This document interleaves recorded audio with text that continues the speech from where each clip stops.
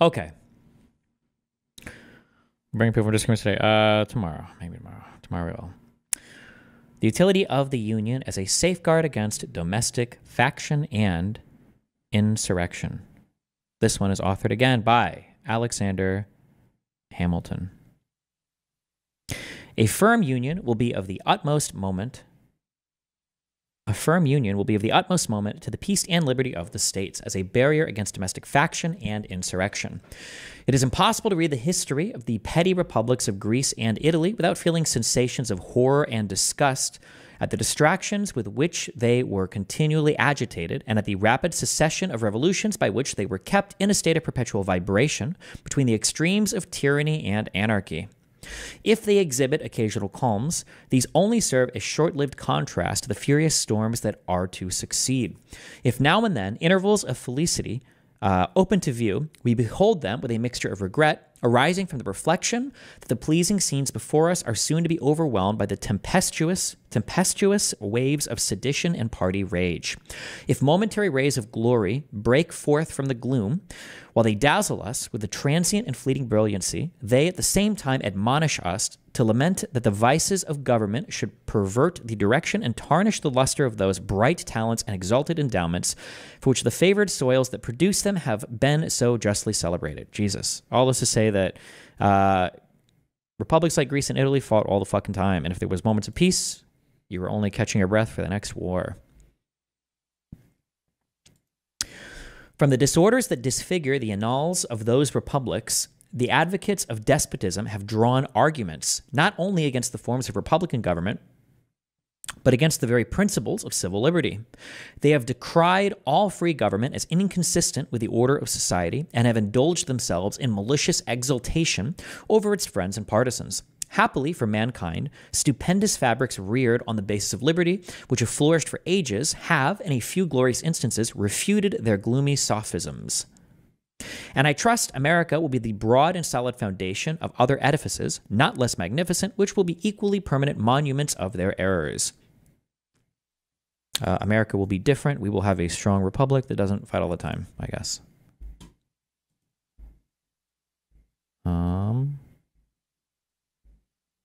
Okay. But it is not to be denied that the portraits they have sketched of Republican government were just copies of the originals from which they were taken. If it had been found impracticable to have devised models of a more perfect structure, the enlightened friends to liberty would have been obliged to abandon the cause of that species of government as indefensible. The science of politics, however, like most other sciences, has received great improvement. The efficacy of various principles is now well understood, which were either not known at all or imperfectly known to the ancients. The regular, basically saying that like government has existed, and sure, republics have been fucked in the past. However, we can learn from those republics, and we will, and we'll do that and make a more perfect government.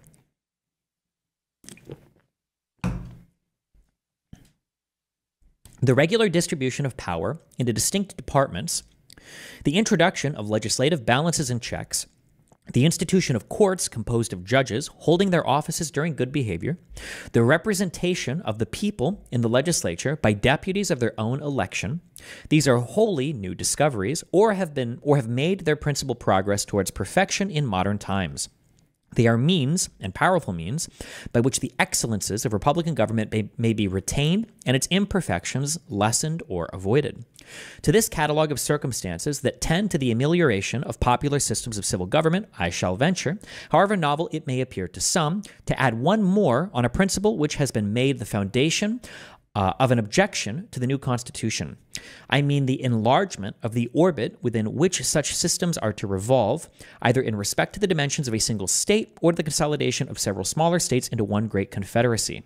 The latter is that which immediately concerns the object under consideration. It will, however, be of use to examine the principle in its application to a single state, which shall be attended to in another place.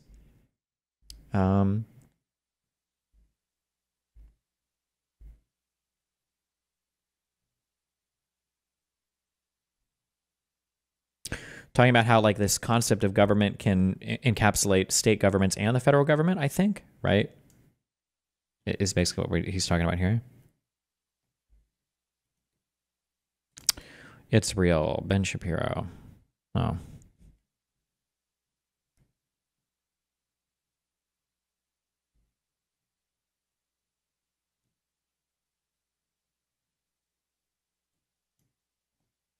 Hi, I'm a political asylum seeker since 2016. I'm still in the process, so I'm fucked after the election. I have a few thoughts about how oligarchs are taking over the U.S., particularly about Twitch and Bezos. Please hit me up if you want to chat. Sure thing, buddy.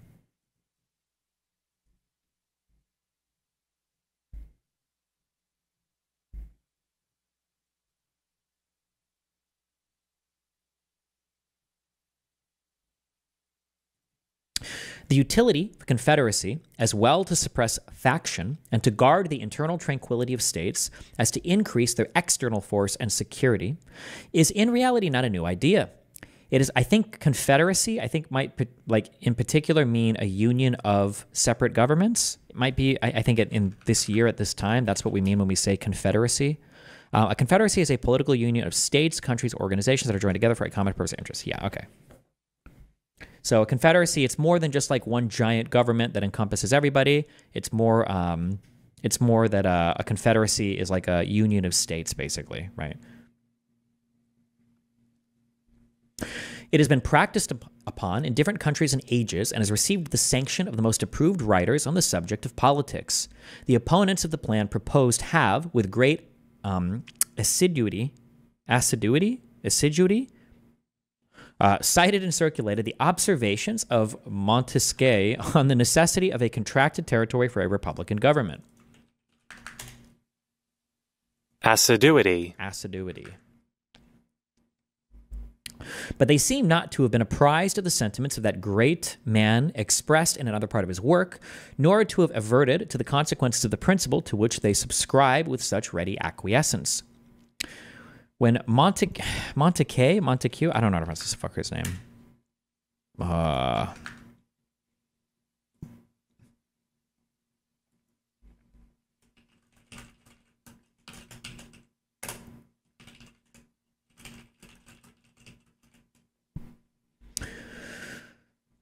When Montesquieu recommends a small extent for republics, the standards he had in view were of dimensions far short of the limits of almost every one of these states. Neither Virginia, Massachusetts, Pennsylvania, New York, North Carolina, nor Georgia can by any means be compared with the models from which he reasoned and to which the terms of his description apply. If we therefore take his ideas on this point as the criterion of truth, we shall be driven to the alternative either of taking refuge at once in the arms of monarchy or of splitting ourselves into an infinity of little, jealous, clashing, tumultuous commonwealths, the wretched nurseries of unceasing discord, and the miserable objects of universal pity or contempt. I think he's saying that when this Montesquieu guy, I don't know anything about this guy, political theory, but it sounds like this guy probably spoke about forming republics, but those republics would have been for smaller states or populations than any of the states that already existed. So if it works in these larger states, then hey, why not make it work in the U.S., I guess? Maybe. I think that's what is being implied here. Some of the writers who have come forward on the other side of the question seem to have been aware of the dilemma and have even been bold enough to hint at the division of the larger states as a desirable thing. Such an infatuated policy, such a desperate expedient, might, by the multiplication of petty offices, answer the views of men who possess not qualifications to extend their influence beyond the narrow circles of personal intrigue, but it could never promote the greatness or happiness of the people of America. Referring the examination of the principle itself to another place, as has been already mentioned, it will be sufficient to remark here that, in the sense of the author, who has been most emphatically quoted upon the occasion, it would only dictate a reduction of the size of the more considerable members of the Union, but would not militate against their being all comprehended in one Confederate government. And this is the true question in the discussion of which we are at present interested. So far are the suggestions of Montesquieu from standing in opposition to a general union of the states that he explicitly treats of a Confederate republic as the expedient for extending the sphere of popular government and reconciling the advantages of monarchy with those of republicanism. It is very probable, says he, that mankind would have been obliged at length to live constantly under the government of a single person, had they not contrived a kind of constitution that has all of the internal advantages of a republican, together with the external force of a monarchical government, a Confederate republic. This form of government is a convention by which several smaller states agree to become members of a larger one, which they intend to form. It is a kind of assemblage of societies that constitute a new one, capable of increasing by means of new associations till they arrive to such a degree of power as to be able to provide for the security of the united body. A republic of this kind, able to withstand an external force, may support itself without any internal corruptions. The form of this society prevents all manner of inconveniences. If a single member should attempt to usurp the supreme authority, he could not be supposed to have an equal authority and credit in all the Confederate states. Were he to have too great influence over one, this would alarm the rest. Were he to subdue a part which would still remain free, might oppose him with forces independent of those which he had usurped and overpower him before he could be settled in his usurpation. Should a popular insurrection happen in one of the Confederate states, the others are able to quell it. Should abuses creep into one part, they are reformed by those that remain sound. The state may be destroyed on one side and not on the other. The Confederacy may be dissolved, and the Confederates preserve their sovereignty. As this government is composed of small republics, it enjoys the internal happiness of each, and with respect to its external situation, it is possessed by means of the association of all the advantages of large monarchies. So basically, I think that what they're trying to balance out is that, like, it sounds like, and again, my world history and U.S. history around this time period especially, it's not really that great, but it sounds like, I guess at this time, when people talk about republics are kind of like these small city-states, or like they're just not like huge countries. Your big countries are your monarchies, right? Your kings with all this land or whatever. And it's like, okay, well, how do we do like republics but have like all the power of like large, kingdoms that are ruled by monarchies? And so, well, what if we just take republics and we make republics out of the republics, right? That would be sick. We could just have all the republics make a big republic, and that could have like all the strength and power of a monarchy while still affording us all of the protections and freedoms of like the civil protections and freedoms of a republic, is essentially what they're like arguing about, or what he's kind of going back and forth about here.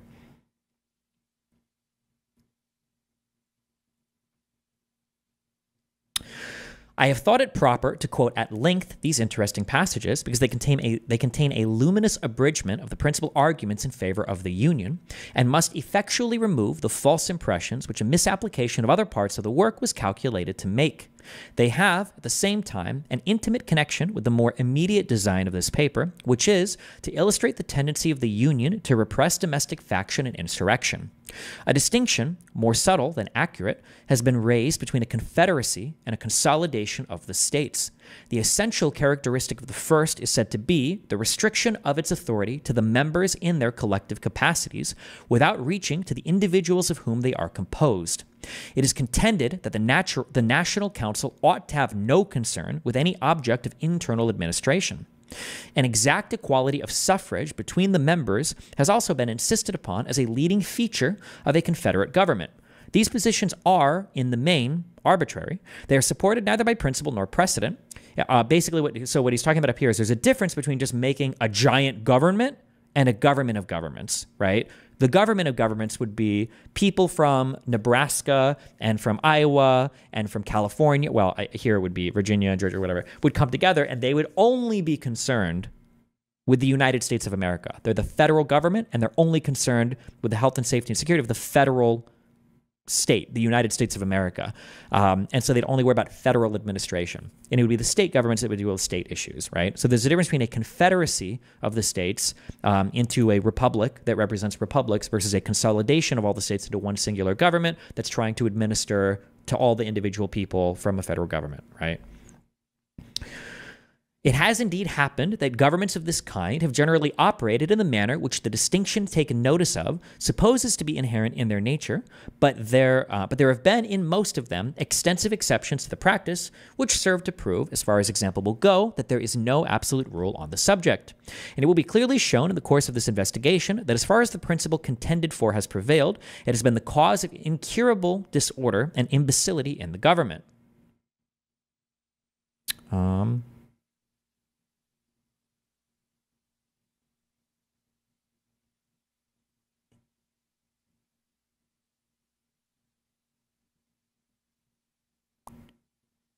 Talking about equality of suffrage between the members, so equality of suffrage, basically equal rights between the different members of the Union, and I guess he's going to talk about like how to figure this out, I guess. The definition of a Confederate republic seems simply to be an assemblage of societies or an association of two or more states into one state. The extent, modifications, and objects of the federal authority are mere matters of discretion. So long as the separate organization of the members be not abolished, so long as it exists by a constitutional necessity for local purposes, though it should be in perfect subordination to the general authority of the Union, it would still be, in fact and in theory, an association of states or a confederacy. The proposed Constitution, so far from implying an abolition of the state governments, makes them constituent parts of the national sovereignty by allowing them a direct representation in the Senate and leaves in their possession certain exclusive and very important portions of sovereign power. This fully corresponds in every rational import of the terms with the idea of a federal government. In the Lycian Confederacy, which consisted of 23 cities or republics, the largest were entitled to 3 votes in the Common Council, those of the middle class to 2, and the smallest to 1. The Common Council had the appointment of all the judges and magistrates of the respective cities. This was certainly the most delicate species of interference in their internal administration, for if there be any that seem exclusively appropriated to the local jurisdictions, it is the appointment of their own officers. Yet Montesquieu, speaking of this association, says, were I to give a model of an excellent Confederate republic, it would be that of Lycia. Thus we perceive that the distinctions insisted upon were not within the contemplation of this enlightened civilian, and we shall be led to conclude that they are the novel refinements of an erroneous theory. This is harder for me to understand.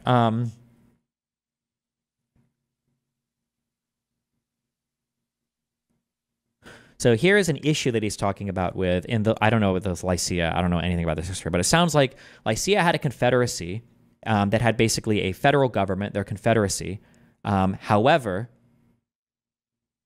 this common council was apparently appointing people inside the cities, which is a delicate species of interference in their internal administration. It'd be the same as like Congress appointing judges in a state instead of federal judges, which I imagine he would say is bad, right?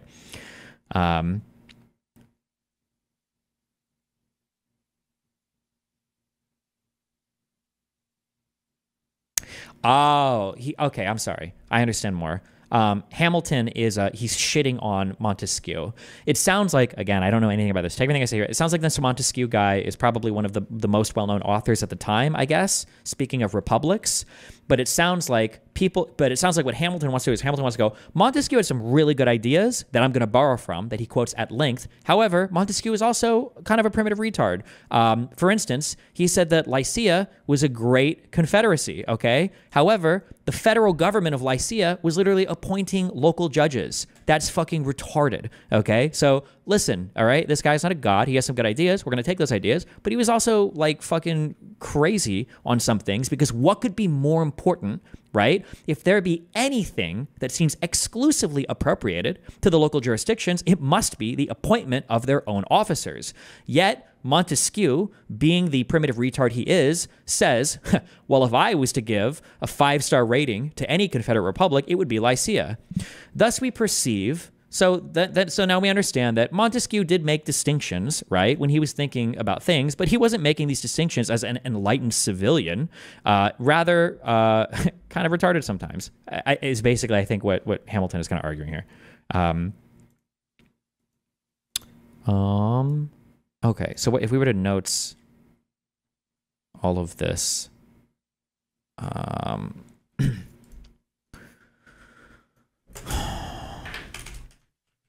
Hamilton quotes at length from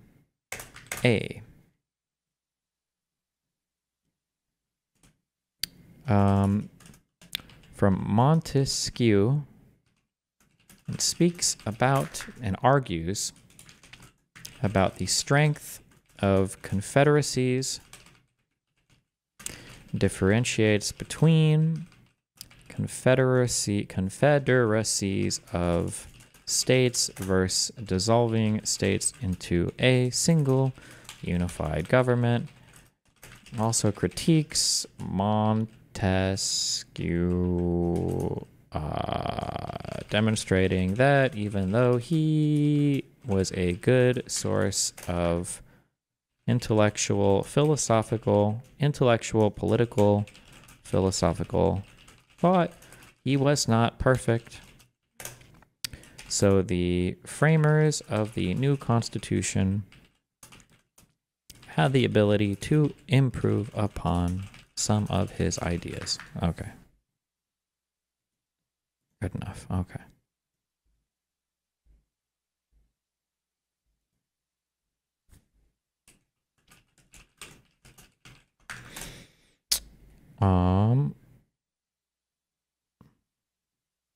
Okay.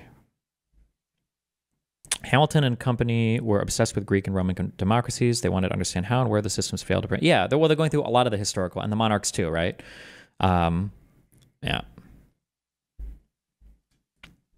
Okay. Now we get our boy Matty in here. Okay. I don't think we've read anything from him yet.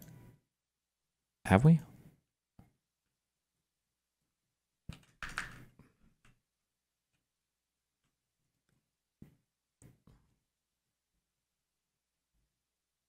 Nope. Just Hamilton and John Jay.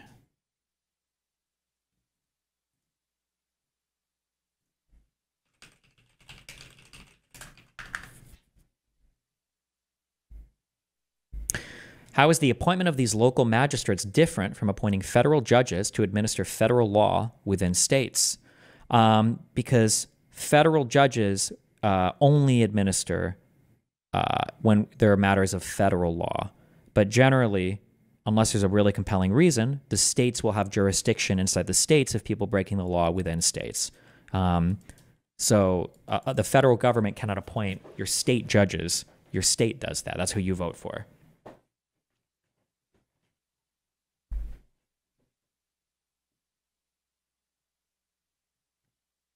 A lot of what is being written is in response to historical events and Locke and Hobbes. Yeah, there's all these nerds. If you want to read their shit, would probably give you more context as well.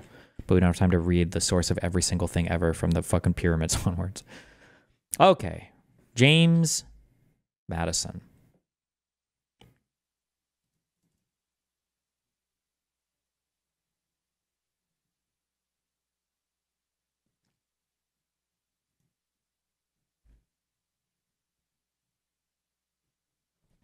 Among us.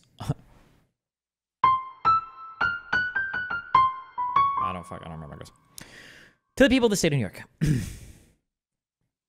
Among the numerous advantages promised by a well-constructed union, none deserves to be more accurately developed than its tendency to break and control the violence of faction.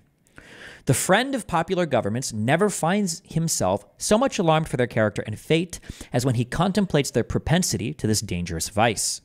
He will not fail, therefore, to set a due value on any plan which, without violating the principles to which he is attached, provides a proper cure for it.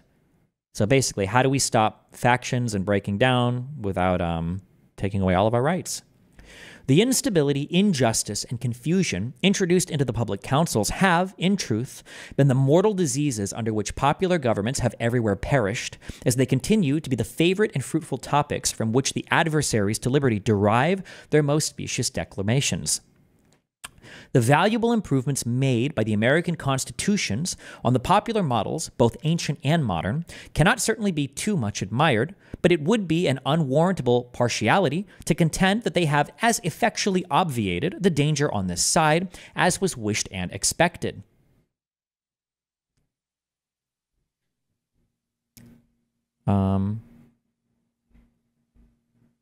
So the American system, so far, all the state governments have improved on things, but it's not perfect yet, right?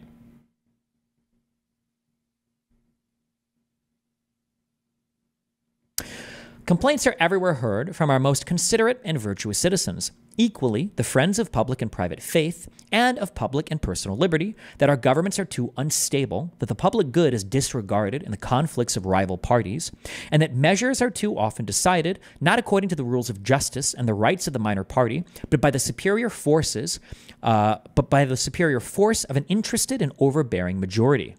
However anxiously we may wish that these complaints had no foundation, the evidence of known facts will not permit us to deny that they are in some degree true. It will be found, indeed, on a candid review of our situation, that some of the distresses under which we labor have been erroneously charged on the operation of our governments, but it will be found, at the same time, that other causes will not alone account for many of our heaviest misfortunes, and, particularly, for that prevailing and increasing distrust of public engagements and alarm for private rights which are echoed from one end of the continent to the other. These must be chiefly, if not wholly, effects of the unsteadiness and injustice with which a factious spirit has tainted our public administrations. Basically, like, if we're being honest with ourselves, there's some issues, we got to fix it, I think, right? Right.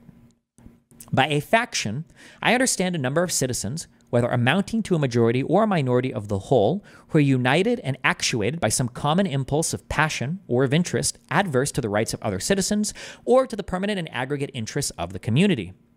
These are two methods of curing the mischiefs of faction, the one by removing its causes, the other by controlling its effects. There are again two methods of removing the causes of faction. The one by destroying the liberty which is essential to its existence, and the other by giving to every citizen the same opinions, the same passions, and the same interests. It could never be more truly said than of the first remedy that it is worse than the disease. Liberty is to faction what air is to fire, an aliment without which it instantly expires, but it could not be less folly to abolish liberty, which is essential to political life because it nourishes faction, than it would be to wish the annihilation of air, which is essential to animal life because it imparts to fire its destructive agency.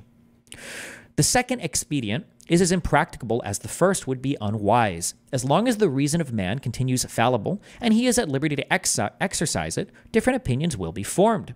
As long as the connection subsists between his reason and his self-love, his opinions and his passions will have a reciprocal influence on each other, and the former will be objects to which the latter will attach themselves. So he's saying, like, how do we get rid of factions? Well, there's two ways to do it. We can either get rid of the reasons for why people have different opinions, or we can just make sure everybody has the same opinion. So to get rid of why people might have different opinions, like the causes of faction, we would have to eliminate all liberty and basically crack down. And, like, obviously we can't do that. It'd be horrible. Or we could just make it so everybody has the same opinion, but as long as there are two minds, there will be two opinions. That will never happen, right? The diversity in the faculties of men from which the rights of property originate is not less an insuperable obstacle to a uniformity of interests. The protection of these faculties is the first object of government.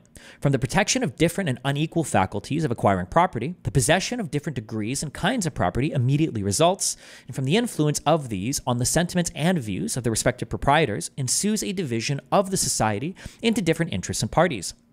The latent causes of faction are thus sown in the nature of man, and we see them everywhere brought into different degrees of activity, according to the different circumstances of civil society.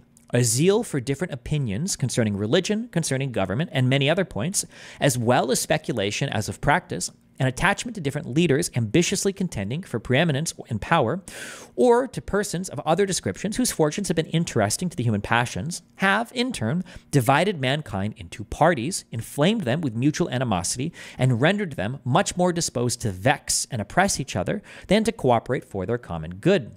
So strong is this propensity of mankind to fall into mutual animosities that where no substantial occasion presents itself, the most frivolous and fanciful distinctions have been sufficient to kindle their unfriendly passions and excite their most violent conflicts. Basically, people will always, like, faction against each other. Even when there's no reason to faction each other, people will faction against each other because that's just what people do. But the most common and durable source of factions has been the various and unequal distribution of property. Those who hold and those who are without property have ever formed distinct interests in society. Those who are creditors and those who are debtors fall under a like discrimination. A landed interest, a manufacturing interest, a mercantile interest, a moneyed interest, with many lesser interests, grow up of necessity in civilized nations and divide them into different classes, actuated by different sentiments and views. The regulation of these various and interfering interests forms the principal task of modern legislation and involves the spirit of party and faction in the necessary and ordinary operations of the government. No man is allowed to be a judge in his own cause, because his interest would certainly bias his judgment and, not improbably, corrupt his integrity. With equal, nay, with greater reason, a body of men are unfit to be both judges and parties at the same time. Yet what are many of the most important acts of legislation, but so many judicial determinations, not indeed concerning the rights of single persons, but concerning the rights of large bodies of citizens? And what are the different classes of legislators, but advocates and parties to the causes which they determine? Is a law proposed concerning private debts? It is a question to which the creditors are parties on one side and the debtors on the other. Justice ought to hold the balance between them, yet the parties are and must be themselves the judges, and the most numerous party, or in other words, the most powerful faction, must be expected to prevail. Shall domestic manufacturers be encouraged, and in what degree, by restrictions on foreign manufacturers? Are questions which would be differently decided by the landed and the manufacturing classes, and probably by neither with a sole regard to justice and the public good. The appointment, basically, we're just talking about how, like, obviously we all have to make decisions about ourselves in society, but we are ourselves. So how can we exercise judgment over ourselves when our judgment would surely be biased, and a biased and corrupt judgment would lead to unjust decisions, basically, right?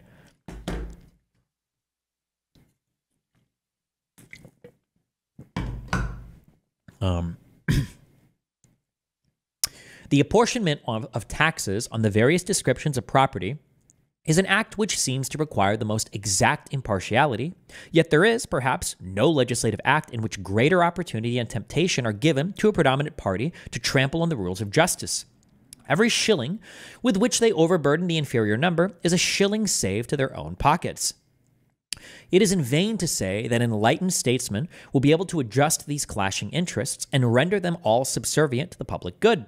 Enlightened statesmen will not always be at the helm, nor in many cases can such an adjustment be made at all without taking into view indirect and remote considerations, which will rarely prevail over the immediate interest which one party may find in disregarding the rights of another or the good of the whole. We can't rely on just good politicians to fix this, so my guess is he's going to make an argument for structure, right? The interference to which we are brought, that the causes of faction cannot be removed, and that relief is only to be sought in the means of controlling its effects. If a faction consists of less than a majority, relief is supplied by the Republican principle, which enables the majority to defeat its sinister views by regular vote. It may clog the administration, it may convulse the society, but it will be unable to execute and mask its violence under the forms of the Constitution. When a majority is included in a faction, the form of popular government, on the other hand, enables it to sacrifice to its ruling passion or interest both the public good and the rights of other citizens. So basically saying that, like, well, if the minority is trying to do bad things, then the majority defeats it. Easy. But when the majority is trying to do bad things, popular government makes it so the majority can do really bad things, like slavery, which they would go on to do. To secure the public good and private rights against the dangers of such a faction, and at the same time to preserve the spirit and the form of popular government, is then the great object to which our inquiries are directed. Let me add that it is the great desideratum by which this form of government can be rescued from the opprobrium under which it has so long labored and be recommended to the esteem and adoption of mankind. Jesus. Desideratum. Desideratum. Desideratum. Desideratum. It is the great need by which this form of government can be rescued from the opprobrium. Opprobrium. Harsh tax or censor. It's long labored and be recommended to the esteem and adoption of mankind. Okay. Jesus. By what means is this object attainable? Evidently by one of two only. Either the existence of the same passion or interest in a majority at the same time must be prevented, or the majority, having such coexistent passion or interest, must be rendered, by their number and local situation, unable to concert and carry into effect schemes of oppression. If the impulse and the opportunity be suffered to coincide, we well know that neither moral nor religious motives can be relied on as an adequate control. They are not found to be such on the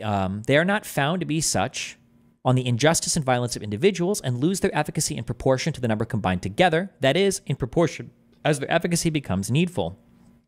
From this view of the subject, it may be concluded that a pure democracy, by which I mean a society consisting of a small number of citizens who assemble and administer the government in person, can admit of no cure for the mischiefs of faction. A common passion or interest will, in almost every case, be felt by a majority of the whole. A communication and concert result from the form of government itself, and there is nothing to check the inducements to sacrifice the weaker party or an obnoxious individual.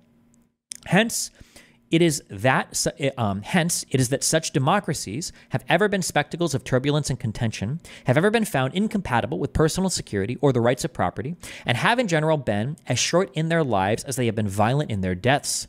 Theoretic politicians who have patronized this species of government have erroneously supposed that by reducing mankind to a perfect equality in their political rights, they would, at the same time, be perfectly equalized and assimilated in their possessions, their opinions, and their passions. A republic basically saying that, like, okay, well, a pure democratic mob rule government could work if literally every single person had the exact same beliefs and opinions and rights and everything, right? Obviously, it's not possible, right? A republic, by which I mean a government in which the scheme of representation takes place, opens a different prospect and promises the cure for which we are seeking. Let us examine the points in which it varies from pure democracy, and we shall comprehend both the nature of the cure and the efficacy which it must derive from the union. The two great points of difference between a democracy and a republic are, first, the delegation of the government, in the latter to a small number of citizens elected by the rest. Secondly, the greater number of citizens, the greater sphere of country over which the latter may be extended. The effect of the first difference is, on the one hand, to refine and enlarge the public views by passing them through the medium of a chosen body of citizens whose wisdom may best discern the true interests of their country and whose patriotism and love of justice will be least likely to sacrifice it to temporary or partial considerations. Under such a regulation, it may well happen that the public voice, pronounced by the representatives of the people, will be more consonant to the public good than if pronounced by the people themselves, convened for the purpose. Hold on, let me...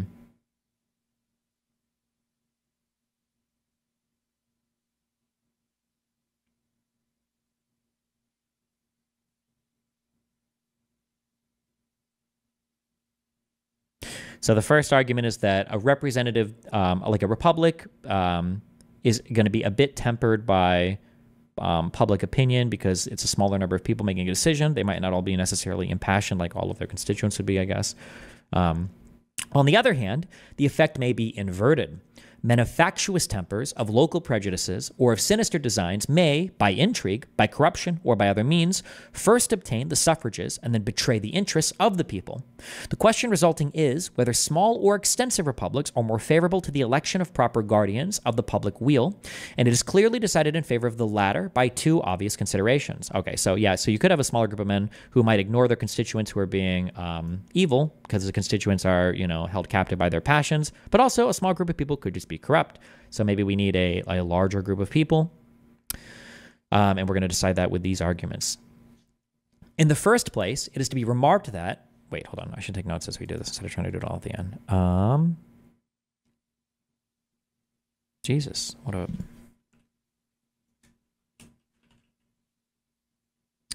a... Hamilton argues in favor of...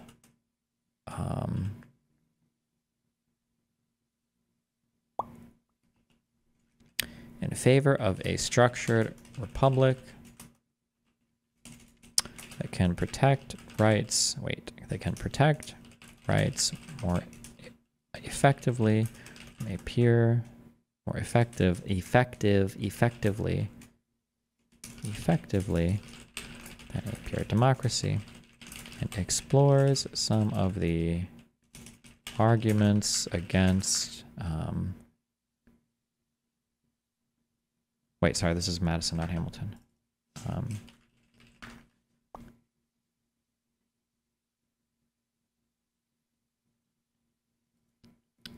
And explores means by which peoples,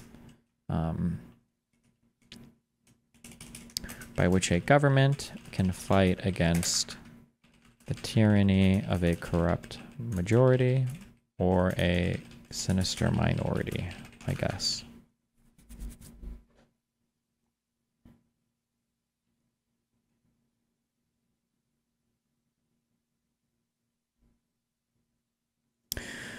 In the first place, it is to be remarked that, however small the republic may be, the representatives must be raised to a certain number in order to guard against the cabals of a few, and that, however large it may be, they must be limited to a certain number in order to guard against the confusion of a multitude. Hence, the number of representatives in the two cases not being in proportion to that of the two constituents, and being proportionally greater in the small republic, it follows that, if the proportion of fit characters be not less in the large than in the small republic, the former will present a greater option and consequently a greater probability of a fit choice. Hence, the number of representatives in the two cases not being in proportion to that of the two constituents and being proportionally greater, small republic, it follows that if the proportion of fit characters be not less in the large, small republic, the former will present a greater option and consequently a greater probability of a fit choice. Okay, so it's talking about how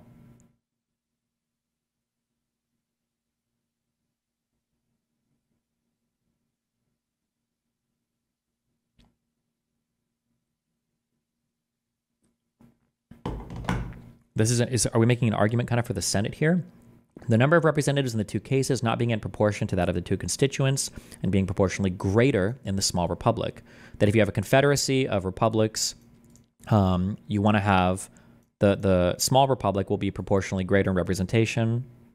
It follows that if the proportion of fit characters be not less in the large, small, the former represent a greater option, consequently a greater probability of a fit choice. Okay, I think, maybe, right? No, wait. Hence, the number of representatives in the two cases not being in proportion to that of the two constituents, it follows that if the proportion of fit characters be not less than the large of the former.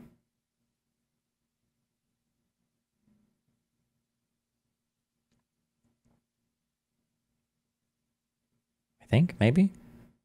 I'll keep reading. In the next place, as each representative will be chosen by a greater number of citizens in the large than in the small republic, it will be more difficult for unworthy candidates to practice with success the vicious arts by which elections are too often carried, and the suffrages of the people being more free will be more likely to center in men who possess the most attractive merit and the most diffuse and established characters. Oh, I think it might be talking about the fitness also of like larger states will elect better people because they have more people to choose from, I think, as well, right? It must be confessed that in this, as in most other cases, there is a mean on both sides of which inconveniences will be found to lie. By enlarging too much the number of electors, you render the representatives too little acquainted with all their local circumstances and lesser interests, as by reducing it too much, you render him unduly attached to these and too little fit to comprehend and pursue great and national objects. The federal constitution forms a happy combination in this respect, the great and aggregate interests being referred to the national, the local, and particular to the state legislatures. The other point of difference is the greater number of citizens and extent of territory which may be brought within the compass of Republican than of democratic government, and it is this circumstance principally which renders factious combinations less to be dreaded in the former than the latter. Hold on. The greater number of citizens and extent of territory which may be brought within the compass of Republican than of democratic government.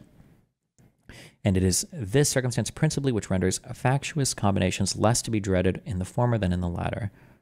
So you can bring more and more citizens and states into like this Republican form of government because you're not just enlarging massively the size of a single state, I'm guessing, basically. The smaller the society, the fewer probably will be the distinct parties and interests composing it. The fewer the distinct parties and interests, the more frequently will a majority be found of the same party, and the smaller the number of individuals composing a majority, and the smaller the compass within which they are placed, the more easily will they concert and execute their plans of oppression. Extend the sphere, and you take in a greater variety of parties and interests, you make it less probable that a majority of the whole will have a common motive to invade the rights of other citizens, or if such a common motive exists, it will be more difficult for all who feel it to discover their own strength and act in unison with each other. Besides other impediments, it may be remarked that where there is a consciousness of unjust or dishonorable purposes, communication is always checked by distrust in proportion to the number whose concurrence is necessary. Bigger, obviously larger bodies with larger representation is probably less a chance of being corrupt than super small bodies, I guess, right? Hence, it clearly appears that the same advantage which a republic has over a democracy in controlling the effects of faction is enjoyed by a large over a small republic, is enjoyed by the union over the states composing it, Does the advantage consist in the substitution of representatives whose enlightened views and virtuous sentiments render them superior to local prejudices and schemes of injustice? It will not be denied that the representation of the Union will be most likely to possess these requisite endowments. Does it consist in the greater security afforded by a greater variety of parties against the event of any one party being able to outnumber and oppress the rest? And in equal degree, does the increased variety of parties comprised within the Union increase the security? Does it, in fine, consist in the greater obstacle opposed in the concert and accomplishment of the secret wishes of an unjust and interested majority? Here again, the extent of the Union gives it the most palpable advantage. The influence of factious leaders may kindle a flame within their particular states, but will be unable to spread a general conflagration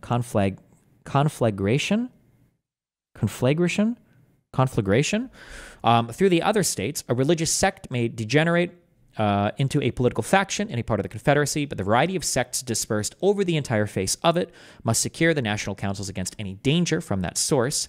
A rage for paper money, for an abolition of debts, for an equal division of property, or for any other improper or wicked project, no fiat currency, no socialism, will be less apt to pervade the whole body of the Union than a particular member of it, in the same proportion as such a malady is more likely to taint a particular county or district than an entire state. Malady. In the extent and proper structure of the Union, therefore, we behold a Republican remedy for the diseases most incident to Republican government, and according to the degree of pleasure and pride we feel in being Republicans ought to be our zeal in cherishing the spirit and supporting the character of Federalists. Jesus, it's fucking wordy. I think this is basically just arguing for the idea that like a large federal government with an appropriate number of people representing it can guard against all of those factious and crazy, wacky things that might happen on a smaller state level, I think, basically, right?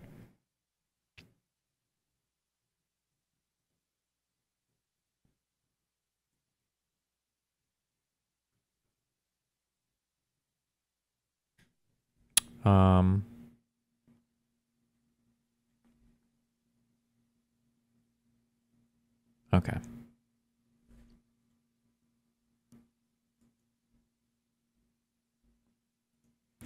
Whew.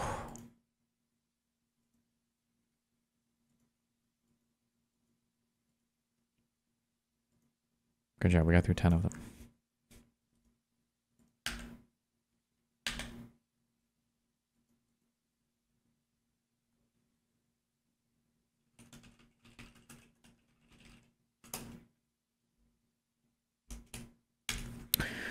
All right. Good job. We survived. I'm gonna go downstairs. We're gonna do anything else soon. Oh, with the car, dude. Oh wait, let's do connections. Maybe I'll be debated into actually having a car tonight.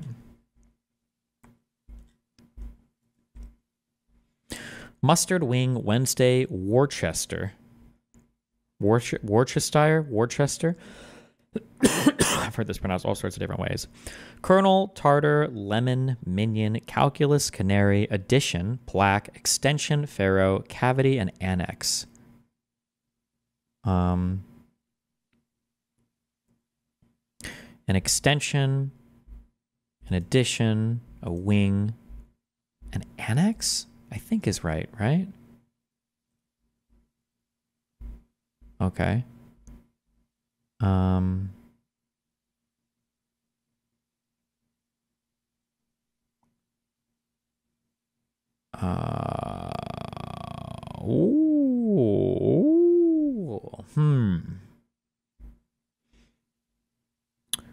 Like sauces for things, like tartar, mustard, Worcester, lemon, minion, plaque, canary, calculus, cavity, kernel.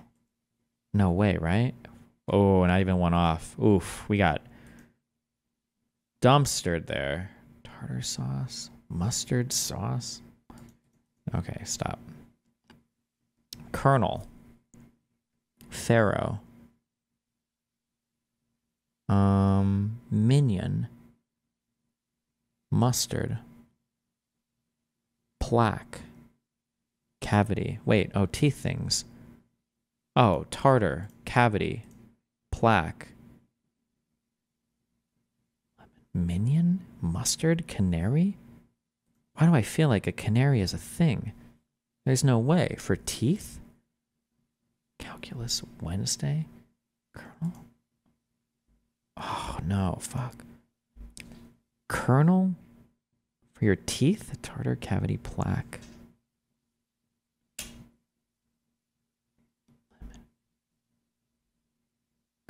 Mustard? Bro. Pharaoh Wednesday. Calculus.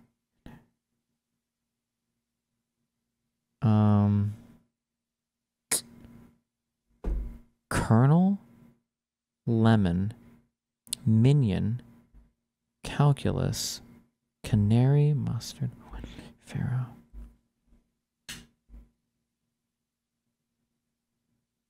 Fuck me, bro. Colonel.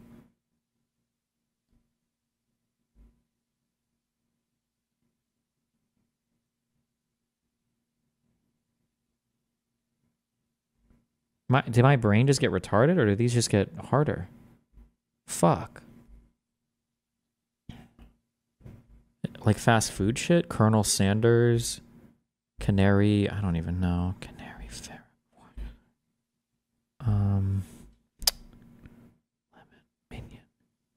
Minion. Pharaoh. Canary. Colonel. Bro. Colonel. Tartar. Cavity. I'm fucked, guys. It's all over for me. It's all over for me. Wednesday. Oh my god, it's gonna be so fucking lame too. I can feel it. Oh, these answers are gonna be so stupid.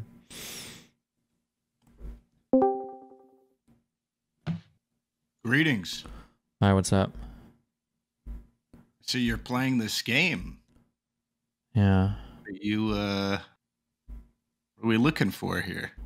I don't know. I'm not gonna find it though. Oh, too low IQ, I see. Okay. That's what it feels like. I don't think this is what it feels like. I think that's what it is, bro. You only got one, homie. Maybe if you're 3 deep, you can cope, but bro, you're 1 deep. Tartar black. Can your tooth get lemony? That doesn't even make sense. A minion for your teeth? Pharaoh? Or canary? Calculus? Calcium? Like, Wednesday? Fuck me, bro. Fuck me. Fuck me. Things that are yellow? Oh my god. What? Oh, no. Hold I forgot on. what I was going to ask you. Things that are yellow. Canary, lemon, minion, mustard. Concerns for dentists. Calculus, cavity. Why did I think of calculus is something? I just don't remember what it was. I almost thought it was like calcite or something. Words that seem longer written than spoken. What? Okay. What? Yeah, that's a crazy category. Yeah. Oh yeah, I remember what I was going to ask you. Why'd you go? What happened on JStock stream when you went on last night? I just went on and I tried to get examples of things, and every single example I was given was really bad. I was like, okay, well. Examples of what? Explain for the class. Of unfair moderation, basically. Oh, I see. Okay. Of that unfair moderation from forethought or from... Yeah, the idea was that he was like moderating a whole bunch of stuff like in a really just like bad manner. And then every single time I was given a ban and we looked at it, I was like, okay, well, this seems fair. And then they just kept going back to like, well, I think that this was all like unfair. And it's like, okay, well, let's find one. And then we go find another one and be like, okay, this is fair. So. Didn't you say he was on like some type of like probation almost, where other people had to oversee his actions? I told the Reddit? 2 other mods to report back to me for the next few months because people are complaining about bias in his moderation. So I'm like, oh, report back to me if you guys see anything weird, so that I have an understanding of anything that's going on, basically. I understand. So, buddy, what are you gonna get up to today? What's on the agenda? Well, about to go downstairs and do anything else. Oh, Yeah, so much fun. yes, very nice. Who you got on? Fuck, I don't remember the name, but it's a big car YouTuber guy. So. Oh, very cool. Yeah, it is cool. Wait, what time are you doing that? Because I want to know. Should be live at 7. Otherwise, somebody's in big trouble. 7 is 5 at 6. Okay, all right. So you got a little bit of time. Can I pick your brain about what the fuck happened like yesterday and why it happened on your stream? Maybe a little bit. Yeah. What's up? Okay, so how did Kelly Jean get in there? I thought you guys were kaput. Basically, I think Dan wanted to go after Forethought, so Dan gave Kelly Jean some like logs or ammo to go and try to attack Forethought, and that was basically what everything kind of like spun out of, I think. Oh, I see. Okay. And so Dan orchestrated this surprise attack on Forethought? Is that what happened? I guess, basically, yeah. How do you feel about Forethought not reading his own logs? How do you feel about that? I think it's fine. If somebody's going to bring logs into a room and be like, you need to read your own logs, and if you're the one bringing them, I think you should read them. That'd be my assumption. Don't think it's a little bit of a bitch move? No, I think it's a bitch move to show up like unannounced to be like, hey, here are your logs. I want you to read your logs. I think that's super ultra cringe. Okay. So, okay. All right. So do you even think Forethought should have been there? Maybe not, but I don't think Forethought joined with the intention of going over that. I think he was there, and then Dan sent Kelly in to kind of like try to take out Forethought.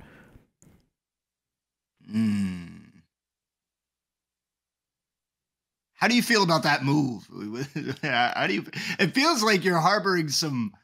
I'm literally just explaining things as they happen. I don't know what else you want me to say. I'm just explaining this is what happened. No. All right. Okay, buddy. I feel like. All right. Sure, buddy. So yeah, you feel like the resolution of that conversation was pretty much nothing? It sounds like. I've already resolved my stuff. Like I deal with my employees. Yeah, I'm not like, especially if the feedback is coming from a place with no concern for the job or the role or the community or whatever. Yeah, it's not feedback I take very seriously. So, I mean, like this is already stuff I've got kind of like moving in the background. Yeah. Good. Okay. I got you. All right. Well, I forget whatever the fuck else I was going to talk to you about, but you know, okay. Good luck, buddy. I love you. Be careful. Don't die. Okay. Okay.